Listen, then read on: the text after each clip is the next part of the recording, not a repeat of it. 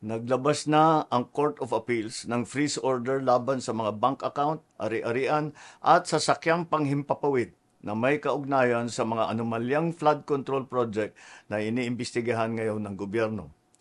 Sakop ng freeze order ang mga account at ari-arian ng Silver Wolves Construction Corporation at Skyyard Aviation Corporation, pati na rin ang mga personal account at asset ng mga individual na nasangkot sa investigasyon.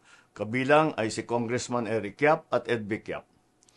May mahigit 16 billion na ang pumasok sa mga transaksyon ng Silver Wolves mula 2022 hanggang 2025.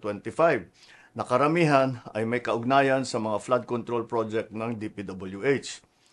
Kabuuang 280 bank account ang na-freeze, 22 insurance policy, 3 securities account, at 8 sasakyang panghimpapawid, kabilang ang mga eroplano at helicopter na konektado sa Skyyard Aviation. Kailangan natin ang mga freeze order na ito para hindi maibenta ang mga ari-arian at para maibalik natin sa ating mga kababayan ang bawat pisong pinaghihinalaang ninakaw. Meron ding 8 taga-DPWH sa Davao Occidental na nagpadala na ng sulat na sila ay magsusurrender sa NBI dahil sa hinaharap nilang mga kaso. Inaasahan na rin nating lalabas ang warrant of arrest na ni Sara Diskaya itong linggong ito at hindi na rin magtatagal ang pag-aresto sa kanya. Magpapatuloy ang investigasyon, magpapatuloy ang pagpapanagot at titiyakin ng pamahalaan na ang pera ng bayan ay maibabalik sa taong bayan.